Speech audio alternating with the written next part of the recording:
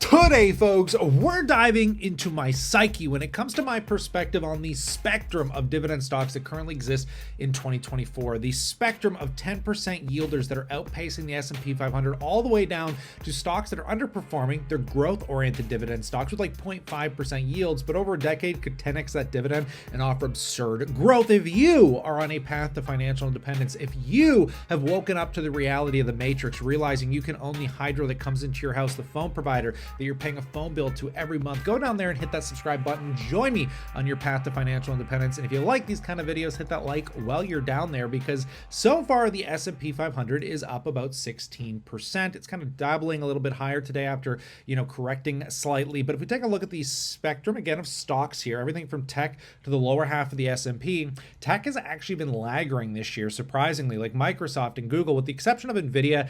A couple of these stocks that I wouldn't really include in the Magnificent Seven that have just propelled for ungodly reasons of AI growth. But when you look at the lower half, it's kind of intriguing to see the tobacco sector exploding. It's intriguing to see the banking sector exploding, some of the healthcare sector explode. It's really fascinating on the cusp of interest rate cuts. It already looks preemptively like people are going into the lower half of the market to chase yields. I mean, look at some of the returns this year on like Royal Bank up 23%, Philip Morris up 32%, Procter & Gamble almost 20%, JP Morgan is correcting a bit today but still up 18%, Kimberly Clark up 20%. This is excluding the dividend yields that you are currently getting, because you've had 6 months of dividend returns that are higher than market averages, because if you zoom out, most of these stocks were largely suppressed against the S&P that was absolutely excelling because of tech. But tech is burning out. And if you're a dividend investor and you're looking for growth, let's start with Google here, because as much as I think Google has issues with search competition, ChatGPT, they are still a dominant player. And right now are growing insanely. Thanks to the DOJ, a lot of these monopolistic class action lawsuits that they're going to have to deal with, I still think isn't going to be as impactful as the value of the stock price today. I was saying up here, stock was too overvalued. I sold it somewhere right around here, and now Google's like 10% pretty much below where I was recently selling it. So I'm looking at it as it's pricing in a lot of the future concerns, and this is a company that only has just introduced 2 dividend payments so far. This is a company that has bought back, it's usually buying back anywhere from 3 to 4% of its float every single year, increasing those juicy earnings. This is a company with $414 billion in assets against $114 billion in liability. This company has $300 billion in assets minus its liabilities. Its margins are expanding. In the short term, this company has a lot of real growth potential behind it that makes it an intriguing dividend player. Now, this is one that I always have on my radar. I might potentially be buying more, but as it stands today, as a growth, total return oriented investor, I'm also looking, and I've been continuing to buy the Direxion Daily Real Estate Bull 3X shares. Now, you do not have to buy this, but I have a sentiment that interest rate sensitivity stocks are going to explode. We've seen it in Canada already, and I'm lining it up for the US, thinking that the real estate is going to have a wicked comeback, and we are starting to see that wicked comeback. I've got almost $5,000 in the stock now. I've been buying it pretty aggressively over the last week, and it continues to excel, and it gives you exposure to great companies and actually pays a 2% yield. Keep in mind, I'm not planning to hold that long, but when the management fee is like 1%, at least the yield is paying for your management fees. But you got Prologis, American Tower, Equinix, Welltower, Public Storage. If you are listening to the likes, the huge real estate moguls like Ben Mallet, like realtors, like many people in these markets, like, Toronto or Florida, they're all screaming at the top of their lungs that there's a lot of struggles in the higher interest rate environment, but they think the market is going to come into some calamity. There's going to be some massive correctional periods, and that still could happen, but it's not going to happen the same as it's going to happen to these mega giants. These are multi-billion-dollar, hyper-focused real estate investment trusts. American Towers primarily rents real estate to telecom giants. You look at Public Storage is purely a public storage REIT. Realty is a retail-oriented REIT that is, fairly diversified to some extent, but these are billion-dollar giants that have real big cash flow. A lot of them have, really healthy leverage ratios, and I honestly think they have survived the worst of the interest rate market, and as interest rate cuts come into play, over the next year or two, they're going to see an excelled cash flow because their cash flow is going to start to recover.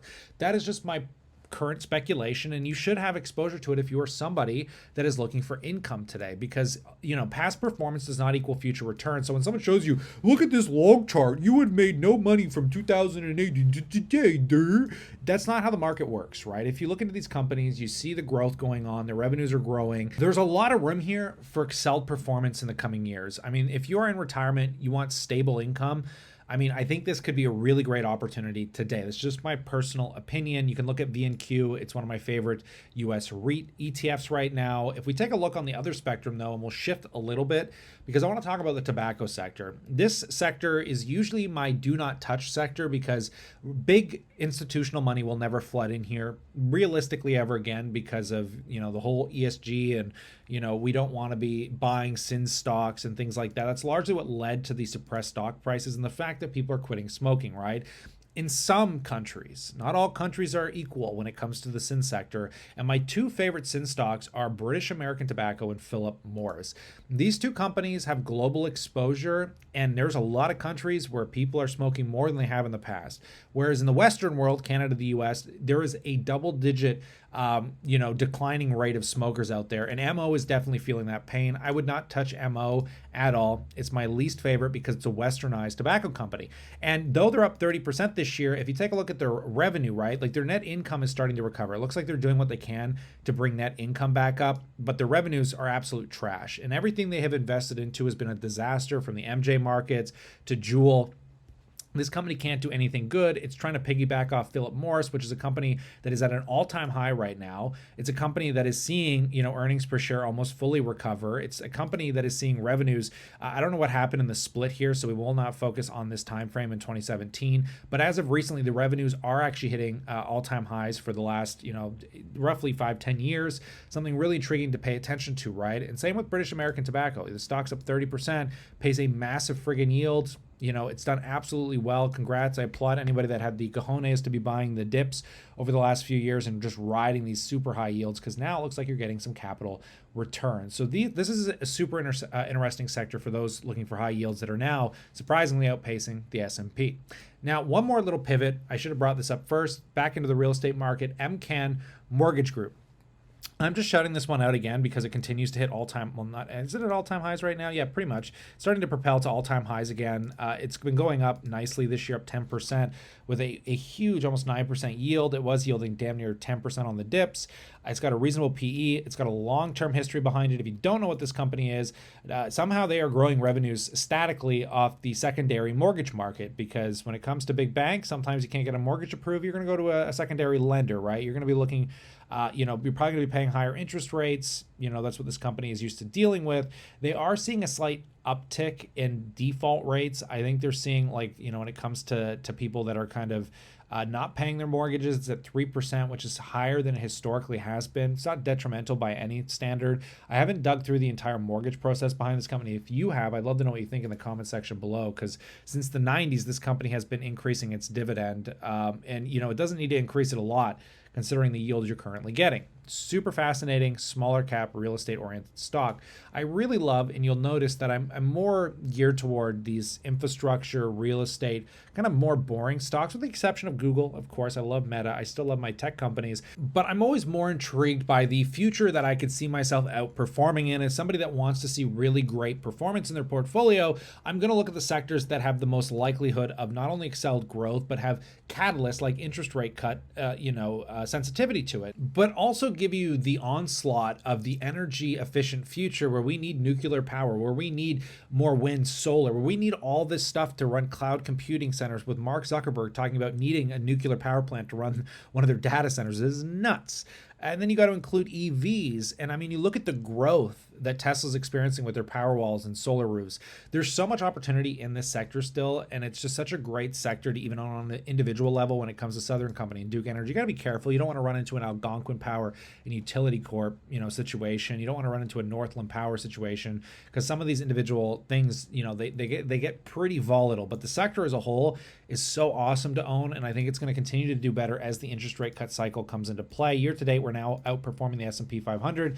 Very intrigued to see what happens here. This is my two major real estate, or my two major interest rate recovery plays, is going to be utilities and basically looking at triple leveraging the real estate market. Now, putting that aside, I love those sectors. I'm always going to bring you back to, I hear a lot of people shit on the Canadian economy a lot. But if you are a dividend investor, if you are in retirement, if you want stable returns, that, a lot of people are like, oh, the Canadian banks, these Canadian dividends, so why are people wasting their time? They underperform.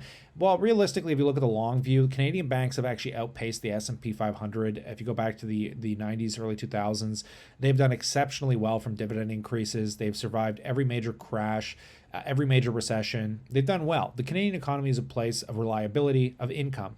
The growth isn't the equivalent of tech companies because Canada isn't made up of tech giants. They're made up of, again, dinosaur industries that I have great affection for if you're looking for income, right? So VDY till I motherfucking die is never going to change. I will be buying this forever. I love the stocks that sit in here. We're talking about Royal Bank, these stocks that have just excelled. C&Q's in here. You get some energy exposure, which is really cool. But the stocks that I'd fixate on if you're looking for higher income to pair with VDY, because VDY right now is yielding what? What's the yield on this today? I think we're sitting at about 4.5%, right? So that's still a great yield, and it has grown historically. But if you want to pair it with something, I still think TELUS is an incredible company that is underweighted in the VDY ETF. There's a lot of good stocks out there because TELUS is another interest rate recovery play that hasn't seen the same upside potential as some of these other interest rate sensitive stocks has.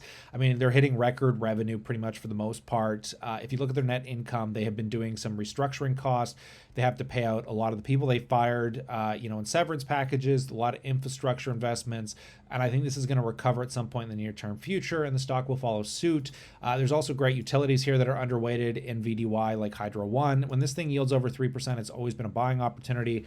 Really great performance that has excelled. I think some of these are the best stocks on the possible planet when it comes to dividend income from my perspective today. And as somebody that is kind of a total return oriented investor, I don't have a love-hate relationship for either or any of these. A lot of people have their own personal opinions, but I look at it as, hey, I remember what I was doing when I was 23 and investing in individual stocks, really only owning a handful, to where I am today, looking for more stability in my portfolio, longevity, preservation over growth, but also looking for a balance of both. So I've always been a total return oriented investor. That's where I kind of feel myself today. I love dividends and growth, and I try and find the best of both worlds, because when you can get stocks that grow and pay yields, that's where I think you get some of the most juiciest, some of the most beautiful things in your portfolio. So again, you look at these companies and tell me what you think in that comment section below.